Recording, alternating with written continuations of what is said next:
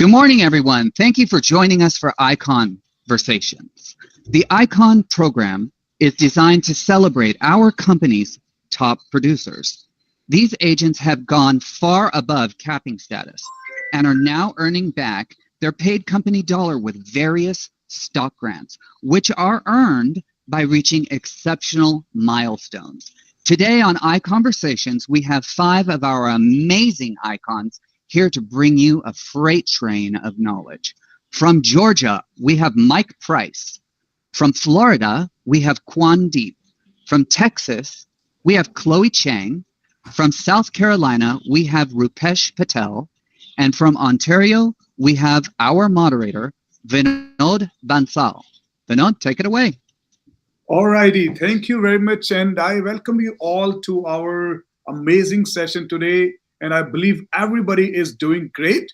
And we'll be sharing some tips and tricks how you can be successful in this industry, wherever you are, whatever you are achieving. So we'll definitely give you some golden nuggets. So be ready and let's go. And we'll start with our introduction. So we'll start with our first on the panel, Rupesh Patel from South Carolina. Welcome, Rupesh. Having me. Thank you, Brian, for a great intro. My name is Rupesh Patel. I'm in the South Carolina about 4 years now, and I've iconed every single year. We do anywhere between 25 to 30 million, and I run a small team here in the area. Awesome. That is great, Rupesh, and congratulations for this great achievement. And you mentioned 4 times in a row. That is something really, really big. I really congratulate you on this amazing, amazing milestone you have achieved in your career. And good luck. Thank you, brother. Appreciate it. All right. And let's go with Shroy from Texas.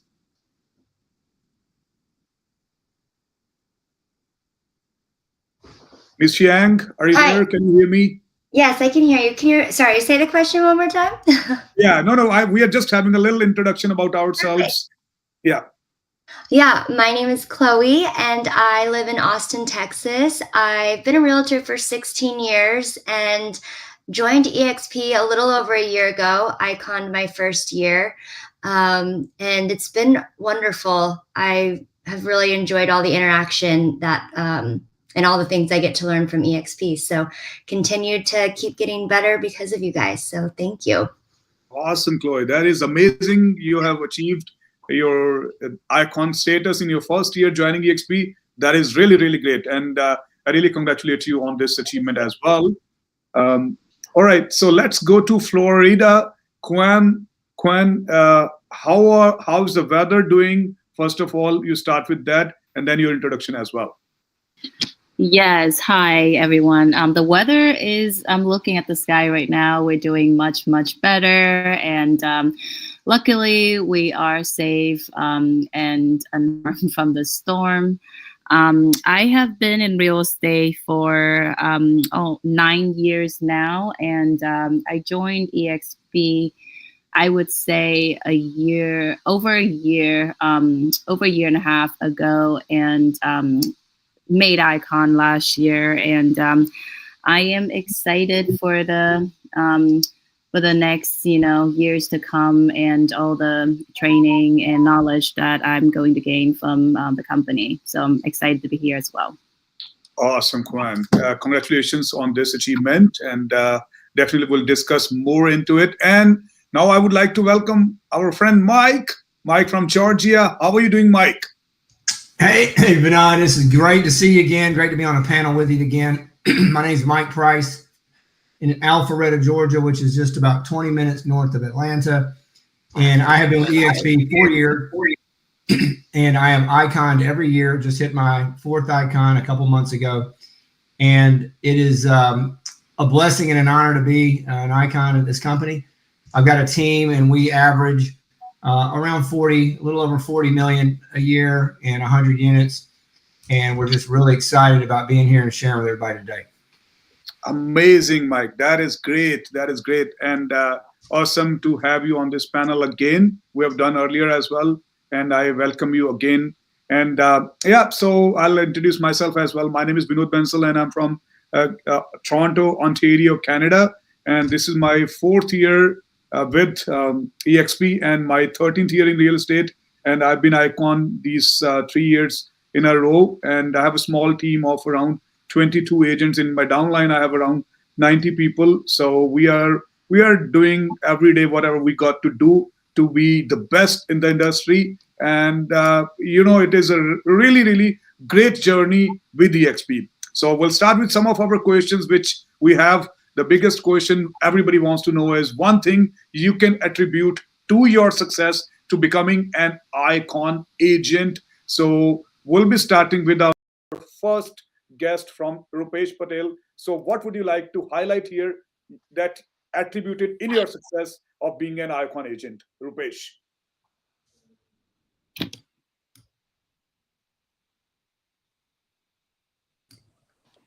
Hello? Yeah, Rupesh, can you hear me? Hello? Yes, can you hear me, Rupesh? Rupesh, can you hear me?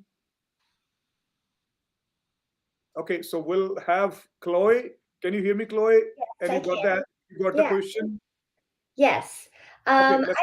I think what's been critical for me, especially with the market, kind of seems like it's always evolving. It's just being consistent and not giving up on, an idea or, sometimes if your business is cold calling or doing drip emails, if you give up after the first day or the first week because you're not getting that instant gratification or that client right away, it's easy to want to move on to something else that might work faster. So I would say for me, it's just staying consistent, and that's with building relationships.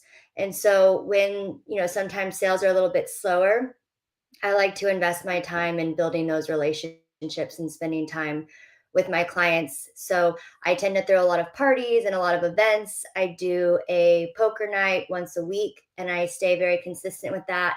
And have been hosting a poker night every week for almost 2 years.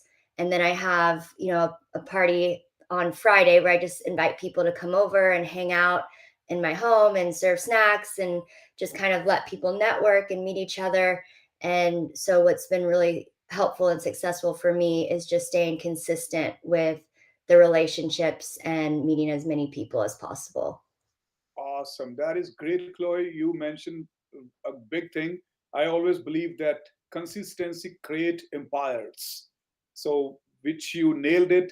I would like to know a little bit more about these networking events. So, like, what is the frequency of these events which you host at your home or somewhere else?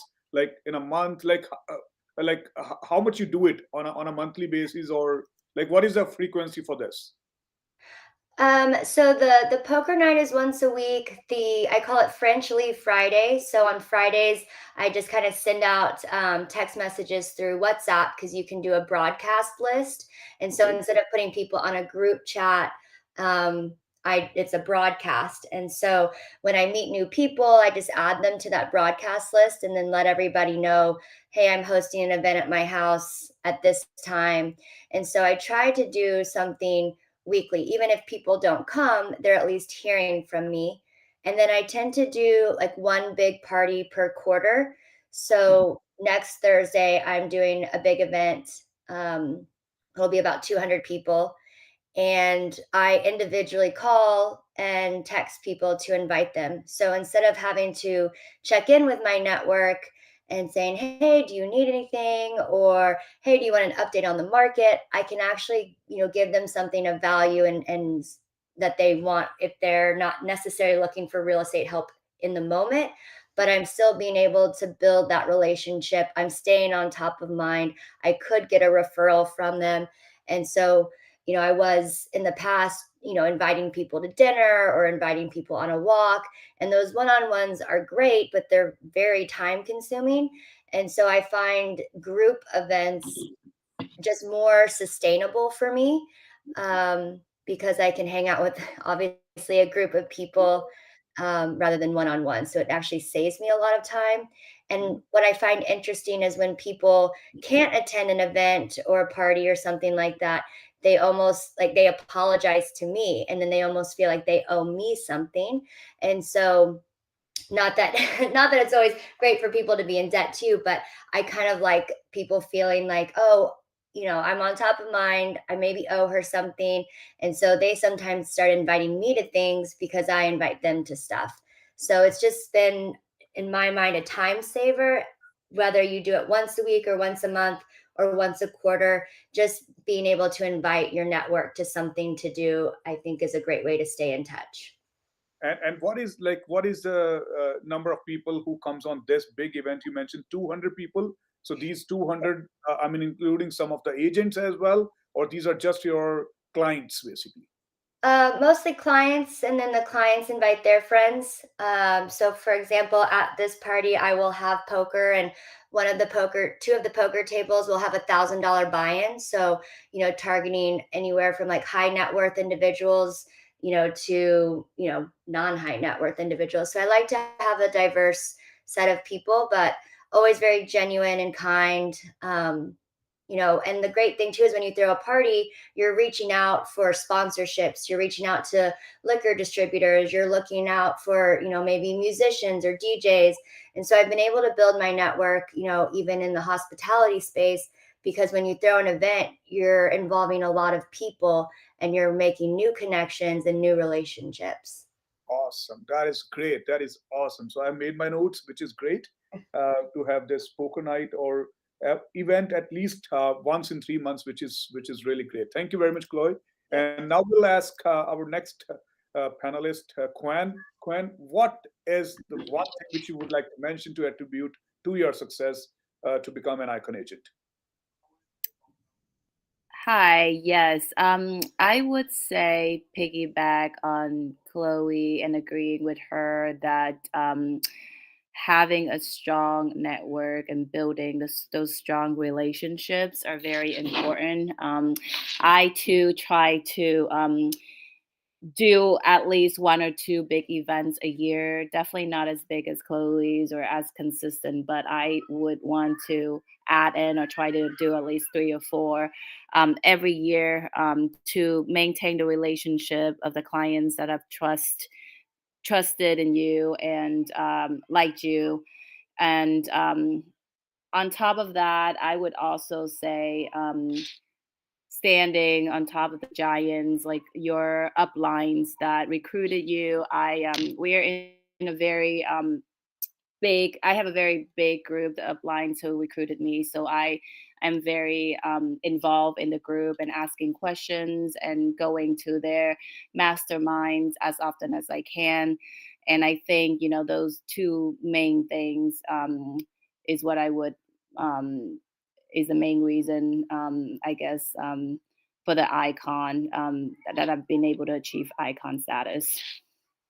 Awesome. So basically, you mentioned that you are using your upline quite a bit because they might be helping you out to grow your business as well, which is a great point.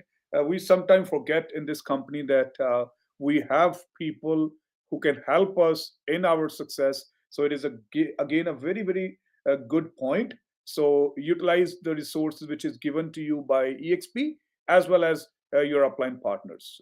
Great going, Quan. Thank you very much for sharing. And I would like to ask our friend Mike. Mike, what is one thing would you like to mention here now? Well, no, thank you. And I'm going to mirror a little bit of what everybody said. You got to have a strong network.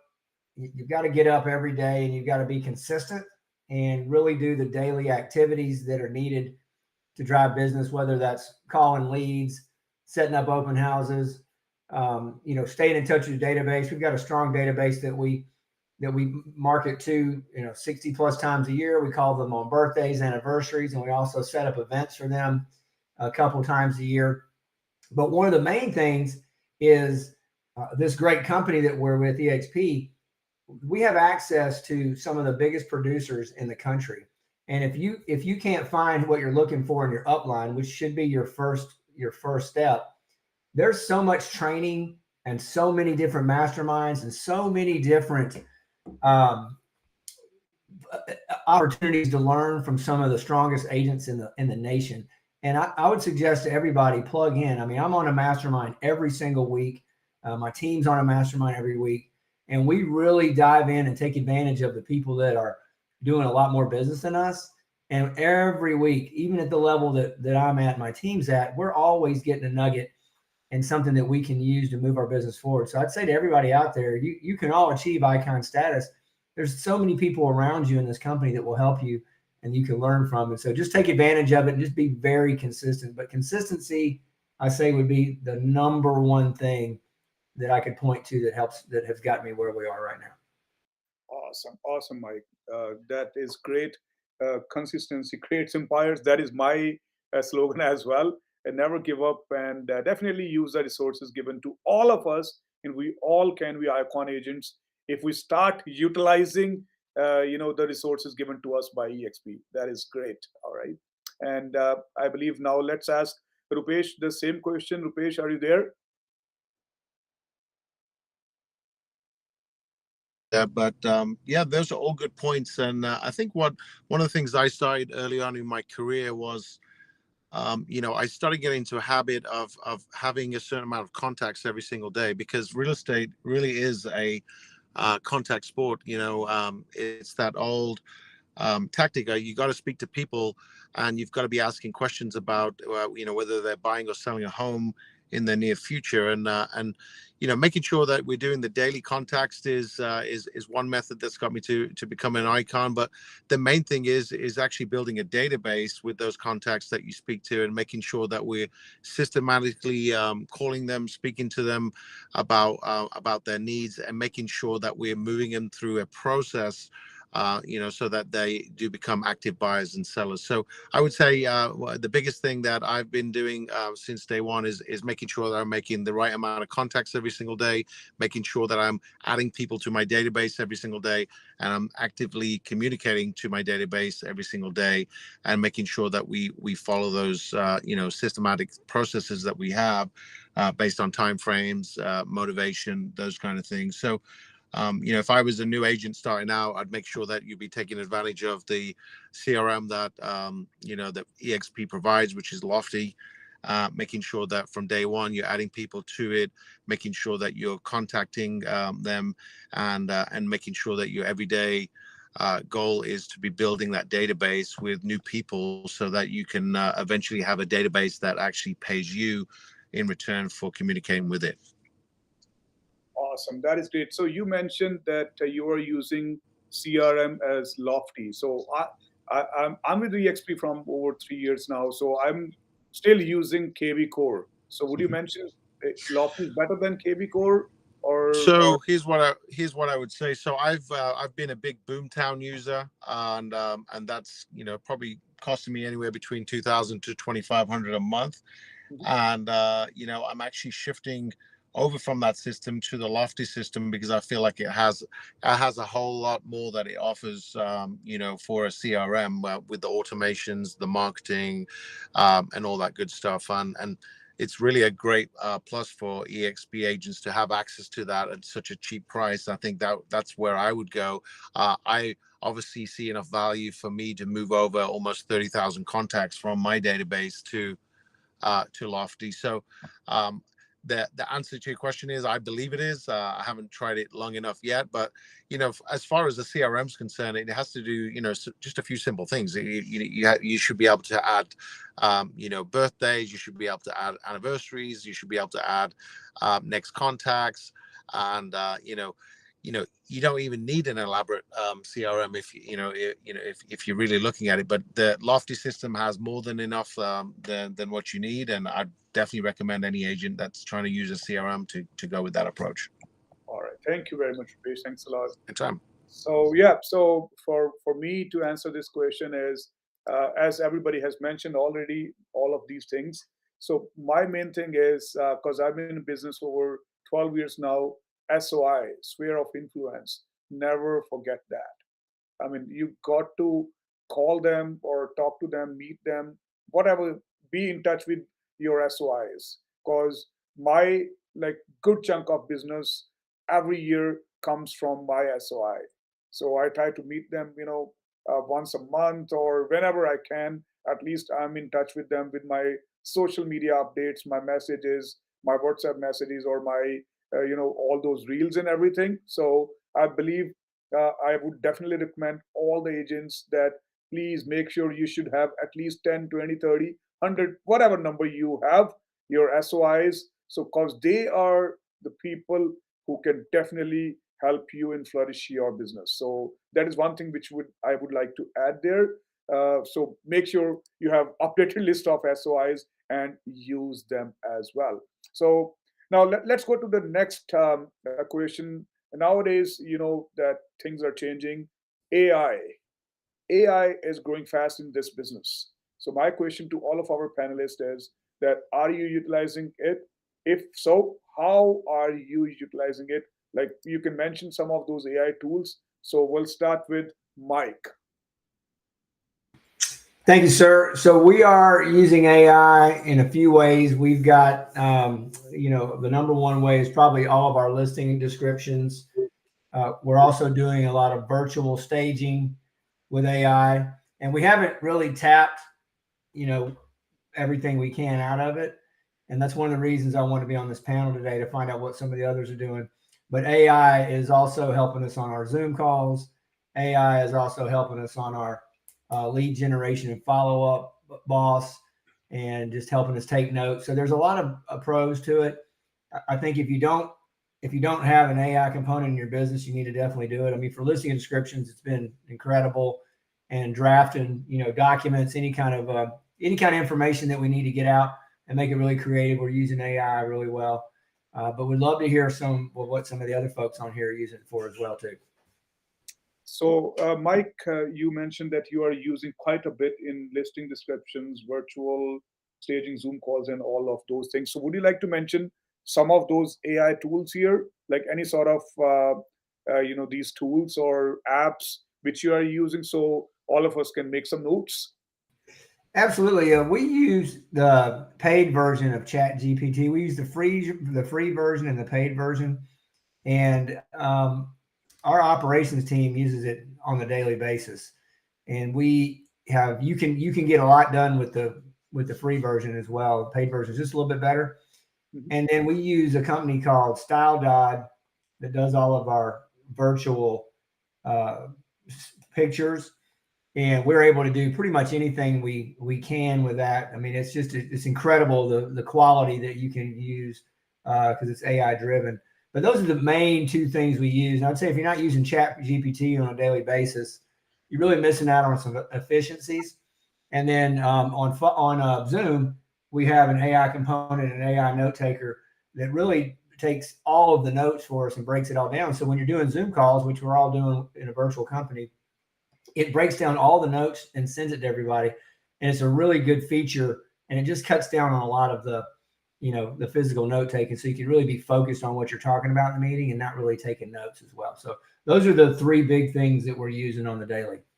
Awesome. That is great. Awesome. Thank you very much, Mike, for sharing this information. Let's talk to Quen. Quen, are you using this AI component or apps or anything related to AI for your business? I, just like Mike, I am using ChatGPT for the listing description, and also using some of the AI components for virtual staging, but not really to a big degree. So I really don't have much to add, unfortunately. Sorry. No, that's fine. That's all good. That's all good. This is what we like to know, that how many of us are using it efficiently or not. But that's all good. You're using ChatGPT, which is great. Chloe, what about you? I use ChatGPT a lot for my Instagram captions.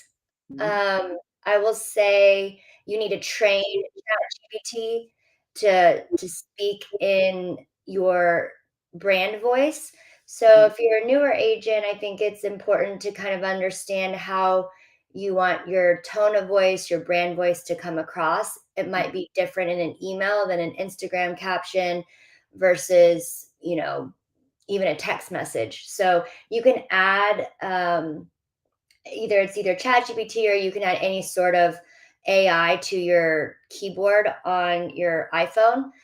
So I have found that to be really helpful when especially emotions are high and I'm like, okay, how can I best word this to a new buyer or to a how can I diffuse high tensions with another realtor with this sentence? So there might be some ways to utilize chat GPT, not just for efficiency, but to optimize your communication with different types of personalities. um, I also, you can use AI to build out presentations. So I find myself, especially when I was a new agent, repeating myself a lot, explaining the home buying process a lot. Now we're explaining commissions quite a bit. And if, you wanted to put that into a presentation or into some sort of video, there are AI platforms that will create an entire, AI presentation for you. And if you use Canva, Canva, which, a lot of people use that, they have AI in there as well. And so if you have your own brand colors or your own logo, Canva will utilize AI, which you also need to train to create presentations or Instagram reels. So I use AI mostly for social media and for optimizing communication. Awesome. That is great. So I never knew that Canva has AI already.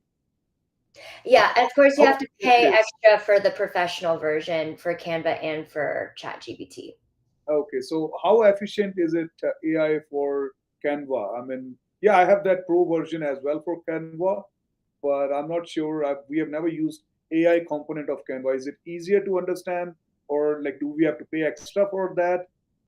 I think it's pretty easy. I mean, you can just type in the search bar um, Instagram story layout for property for sale, and it'll create a Instagram vertical story.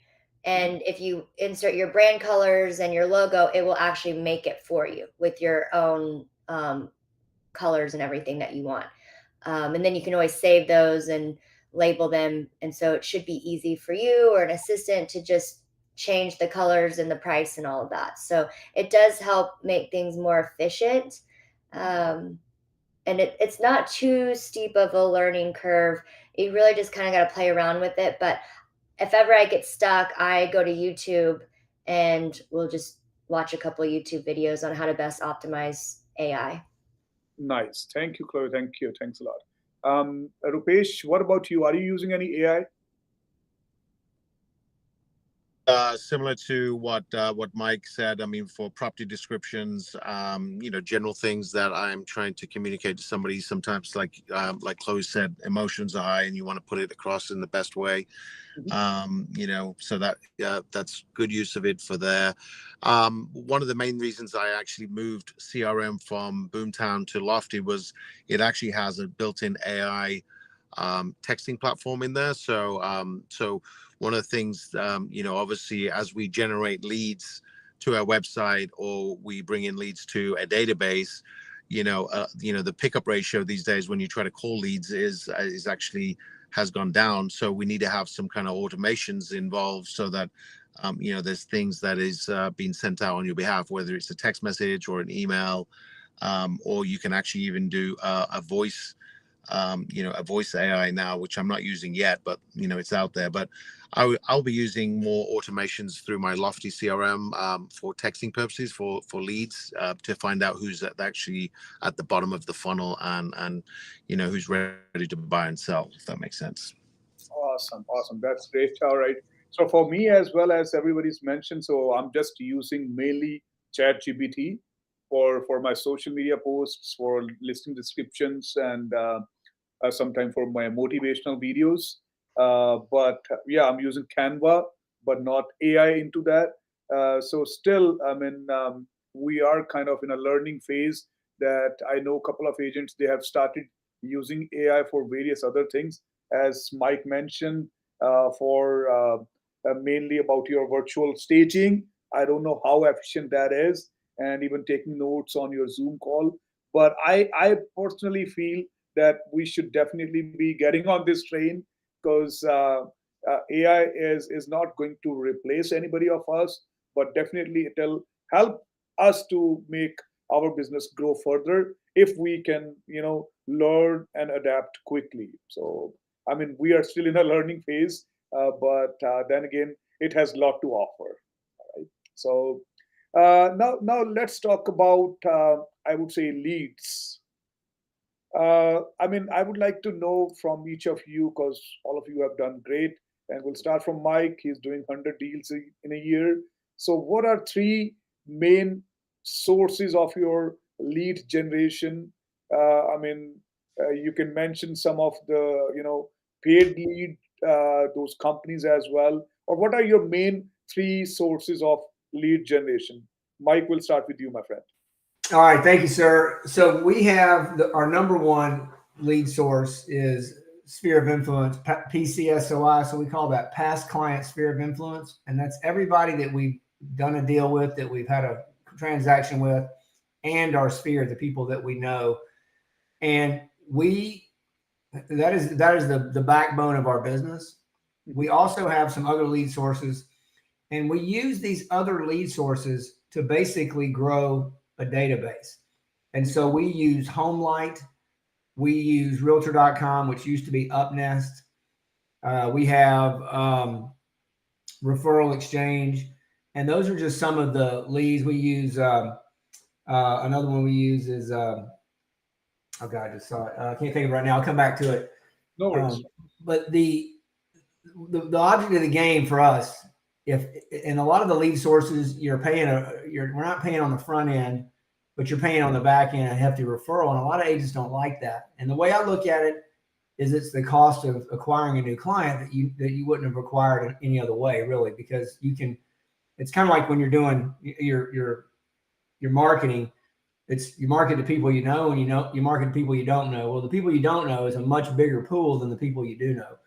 And so we use these other lead sources in order to find people that we don't know, give them great service, run them through our system, give them a 5-star experience, and then we have them as a past client. And so I would urge every one of you to go through and find all of the lead sources, and EXP has a list of them in the workplace somewhere, and really do your best effort to make sure that when you're getting these people, and on the internet leads, just so you know, it's a long follow-up process. Sometimes they're not always ready to go. So you have to have, like Rupesh was saying, you got to have a strong CRM, you got to have a strong follow-up system. But we are all, mostly database, past clients, and then I'd say, Realtor.com, HomeLight, UpNest, and then I'll think of that other one in just a second, but I'll get it to you. But those are our top three. Awesome. That is great. All right. And what about you, Quan? My top three, I would say the top one would be the sphere of influence and past clients. The events that you host every year or every quarter would help largely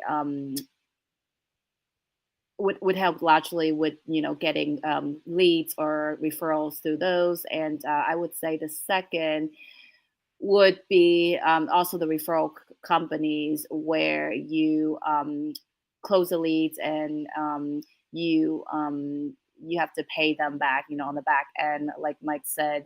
So UpNest or HomeLight or even Clever. Clever is one of the very good company for sellers leads as well. And I think the last one would be sites like building your reviews through Google and Zillow and Realtor. I've gotten quite a good amount of calls and referrals from other agents and even lenders just by reading my reviews on there. So I would say focus on building those reviews from the deals that you close or transaction that you close, because I think it's very important to have a good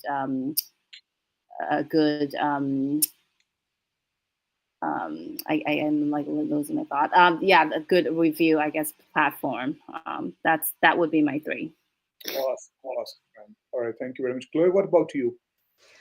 I wanted to add one thing too from the AI. If you are lucky enough to know anyone that works in the AI industry, I do have some.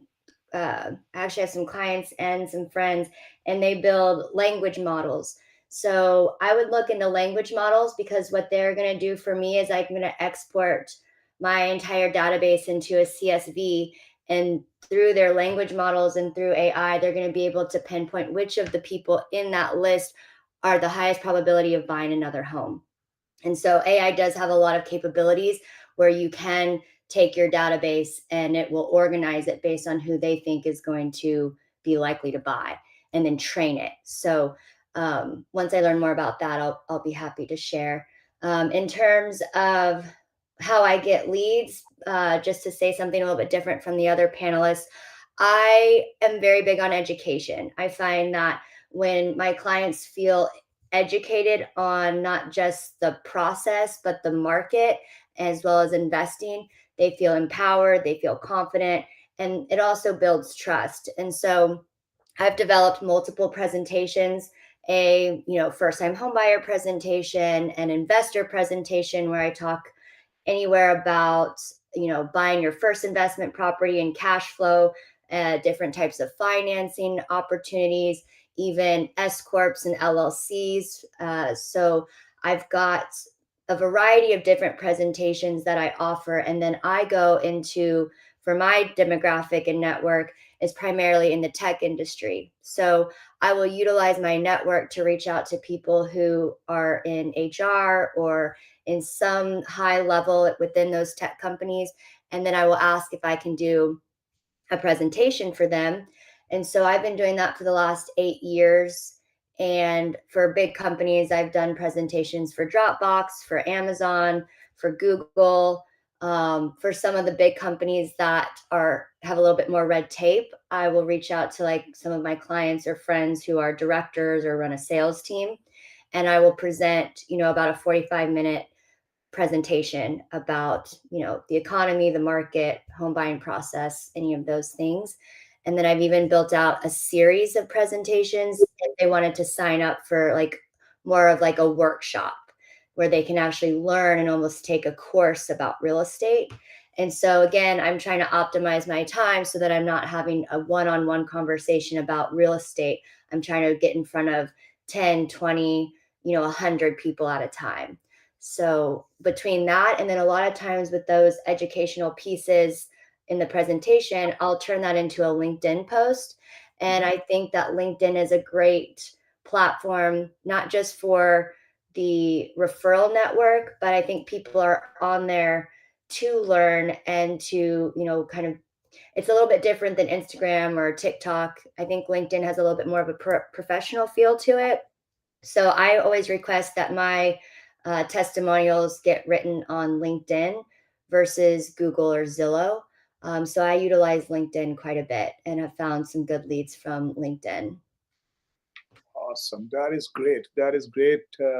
It's good that you are providing education value to your clients, and then in return you're getting business, which is really amazing. And now we'll ask Rupesh. Rupesh, what are your 3 major sources of lead generation? Number one, it's going to be past clients. I do a really good job of making sure I'm keeping in touch with them with phone calls, texts, and mailings. So that's number one. Number 2 would be SOI, making sure that I'm continuing in front of my SOI, making sure that I'm adding value, and making sure that we're looking for referrals and that kind of thing. And then the third pillar I would say would be probably Google PPC, which is what we pay a third party for to generate leads to our website, and then obviously we're converting them from new customers to clients through the process that we have. Awesome. That is great. All right, Rupesh, thank you very much. So for me, guys, I believe, as everybody has already mentioned, our panelists. So for me, again, past clients is always a great source because they know who you are. They have worked with you. They can definitely give good word of publicity for you. And then your sphere of influence we already mentioned again. And for third, I would like to highlight here is my social media basically, because I'm not big, but I'm average on my social media, and I would like to request everybody, if you're not on social media, provide some value. As Chloe mentioned, that it's not just listed, just sold. Try to add some value. So for my social media, TikTok, Instagram, and Facebook, they are my main sources, and definitely 20 to 25% of my business comes from my social media, and I'm talking about all organic. I'm not talking about paid. So, but you have to be very, very consistent. In last 3.5 years, I probably have made over 11 to 1200 videos or reels. Every day there is one or two on a weekly basis. I put at least 4 to 5 reels on these social media platforms, and definitely you have to put on all of these 3 or 4. It's not just one, because audience on all these platforms is different. So we always try to cross post them. So make sure if you're posting on your TikTok or Insta, you should be posting it on Facebook as well. I know pretty much. I mean, demographics are different, age is different, interests are different. So we want to touch those people who are not our followers, who they don't know us. So, and Chloe mentioned, I definitely would like to take it to my LinkedIn as well. Definitely on other platforms, rank my agent, rate my agent. Your Google, your reviews should be good, because some of our business definitely flows in organically from those reviews as well. So definitely LinkedIn is great. We would definitely like to add our reviews which we have on other platforms. They should be cross posted on LinkedIn. So yeah, so this is great. So now next thing is, from inside, like, your work routine, basically, for insight into your work routine, could you provide the audience with details on your daily schedule? Like, I mean, how do you schedule your day? We'll start from Mike. Any input on that one, Mike, please? Thank you so much. So for anybody out there listening, I did a class on this, on exactly this daily schedule a couple of years ago. Mhm. And it's the day in the life of a successful agent. And my schedule is the same all the time. It's pretty boring, actually. I get up early, anywhere between 5:30 and 6 in the morning. I get my son up. He's in the 4th grade, and he's up and running. I spend some family time in the morning with him and my wife and my dog. I take him to school, drop him off at 7:15, hit the gym, and then I'm in the office ready to go.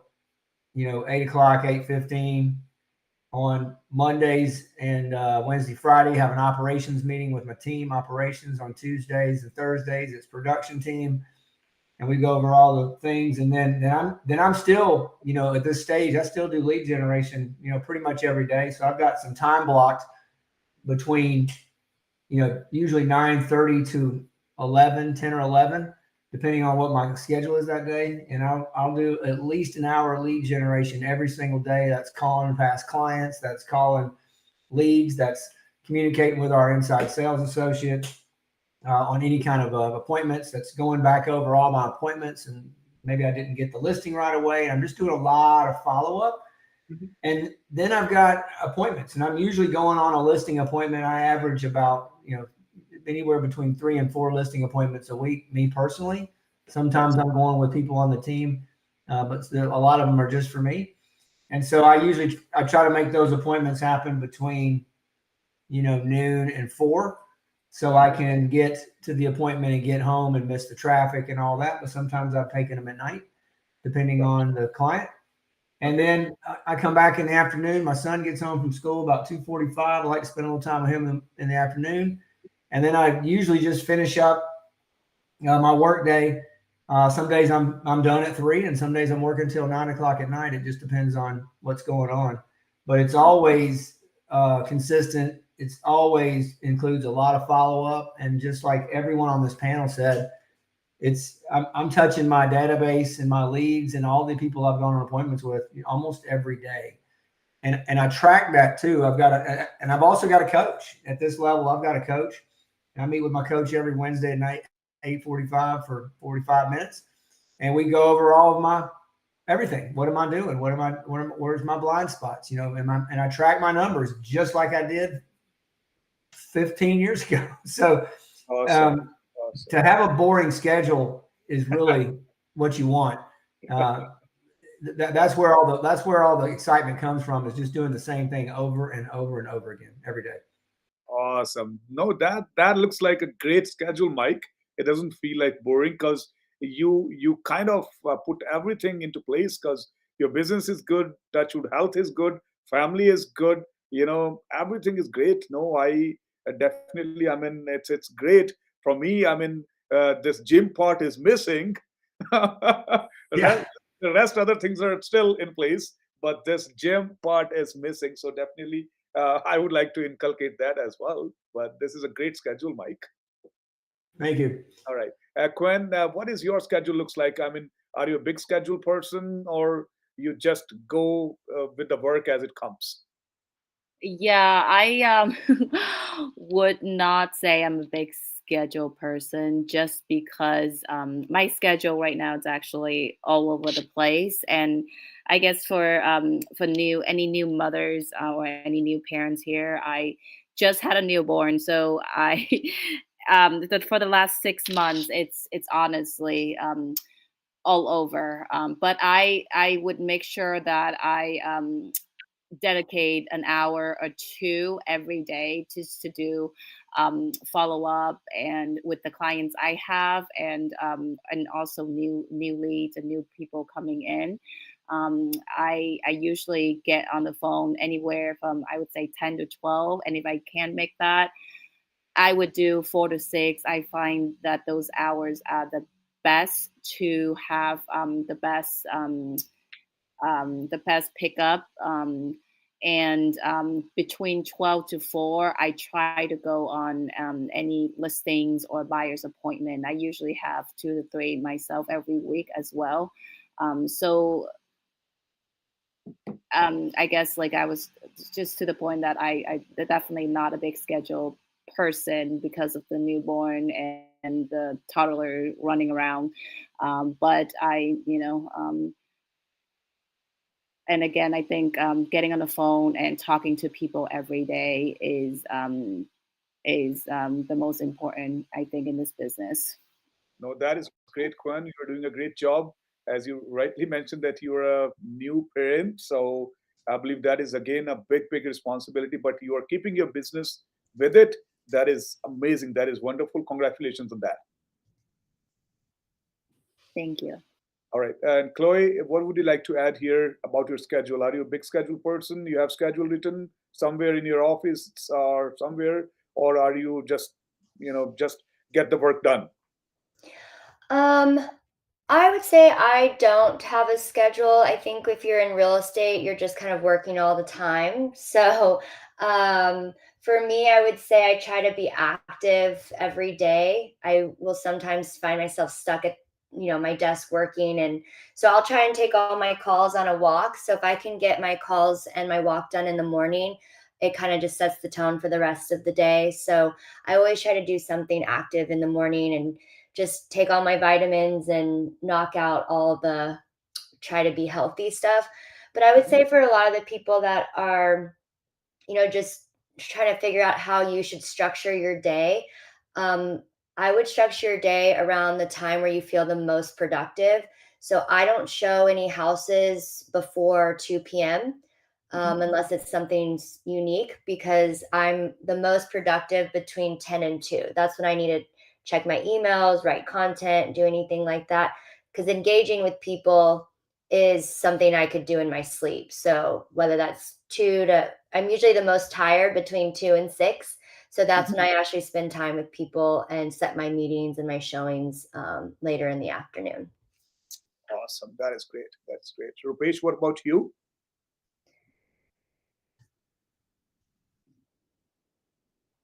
Are you there, Rupesh? All right. Okay. I'm here. Yeah. Yeah. So pretty much the same as what most people do. I mean, I'm an early riser. I'm usually up around 5. Usually have there's 2 hours in the morning where I'll dedicate to reading, learning, fitness, that kind of thing, and then usually I'm in the office by 9 o'clock. I'll spend the first couple of hours of the day, lead generation, new business development, lead follow up, whatever you want to call it. And then after 11 o'clock, it's going to be, checking emails, making sure there's any things that I need to take care of are done. And then in the afternoon, it's appointments. And, I've been a big calendar guy myself. I really believe if it's not in the calendar, it doesn't exist. So, most agents that I've seen that, that struggle in real estate, they don't have a calendar. So I definitely encourage anybody who's listening to start using a calendar, because, if you really want to be a pro and you want to be a top producer, you have to act like a top producer, and top producers who do a lot of business have a calendar and a schedule that they follow. Right. Thank you very much. That is great. Yeah. So for me as well, as Chloe said, Quen said, not a big schedule person, but yeah, one thing is for sure. I always say, prospecting brings productivity. So one thing is for sure, that prospecting needs to go every single day, and the best timings are, again, 9:30 to 11:30, and in between 4 to 6, I try to make all of my calls, whatever calls I need to make in those 4 hours. Try to do it every day. But yes, in between, I come to my office around 10:30 and be in my office. I have a small office till 6 o'clock, and in the daytime, then whatever needs to be done, social media updates and my team meetings, Zoom calls, and all the showings. Now I'm doing less showings. I have team, they do it for me. But if we have some showings, I try to do it over the weekend. And yeah, main thing is we need to be productive, and prospecting needs to be done on every single day, 7 days a week, without fail. So that is for me. And yeah, so last but not the least, I believe I would like to ask everybody, what about coach or mentor? So do you guys have any coach which you kind of talk to him or her on a daily basis, monthly basis, or weekly basis? We'll start with Mike. Do you have a coach, Mike? Yes, I do have a coach. I actually rehired a coach that I had back in 2014, 15, and 16, and he helped me grow my my past client sphere of influence, and he really hammered it down on a daily basis that I needed to be really focusing on my sphere. And I believe everybody needs some sort of coaching, whether you're paying for it or whether you're, one of the benefits of EXP, of course, is, you can go up to your upline, and there are a lot of folks in your upline and in this company that will share everything with you without you having to pay for it. But I'm taking the next step because it's a little more accountability. And we've got a database of over 1,000 people, past clients that we've served. And so I think it's real important to take that seriously and, really do everything you can to work that database. And having a coach is incredible, because we think we are pretty smart, all of us, and we are, but we're not, we're not seeing some things, and the blind spots are missing. And so that's what a coach does. It points out your blind spots and shows you some things where you could be doing better. And you've got to be open to the accountability too. If you're not open to the accountability, coaching's not going to work. So you've got to be vulnerable and be open to taking some criticism. And sometimes it's tough. Sometimes it's not what you want to hear, but it's the growth happens in the uncomfortable spaces. So I would recommend everybody finding a coach. Awesome. That is great. And what about you, Quen? I currently do not have a coach, but I utilize my upline. He actually has a coaching program himself, and I have a few even higher uplines on my speed dial. So I would try to reach out to one of those maybe a few times a month if I am stuck or if I need some motivation. But I think it's definitely important to lean in on your uplines and as well as all the classes that EXP has to offer. Great. Yeah. All right, awesome. Chloe, what about you? Do you have a coach? I used to have a coach. I think you have an opportunity to learn from anyone, not just people that are coaches or successful realtors. I mean, I remember when I first got started, I was just talking to anyone in any sort of kind of line of business or small business owner, learn a Mhm. lot from other people's mistakes. And so I think if you can't afford a coach right now, or maybe you are taking a break from a coach like I am, because there is a such thing as being maybe having too many opinions, or sometimes it can distract you from your own intuition. So I think a coach and a mentor is absolutely necessary, especially when you first get started. But I would just recommend paying attention to how you feel when maybe that coach isn't maybe feeling as aligned with your goals or what you're leaning towards. Sometimes you can outgrow your mentors. So don't be afraid to change things up. I know something that made me stagnant in my career was being too loyal to people who had helped me early on in my career. And I don't want to say outgrown them, but I definitely had learned as much as I could have from them. And I stuck around because I was loyal. So, my advice to people would really be take what you can from your coaches. And if you need to move on, move on. Awesome. That is a great, great advice, Chloe. Thank you very much. Rupesh, what about you?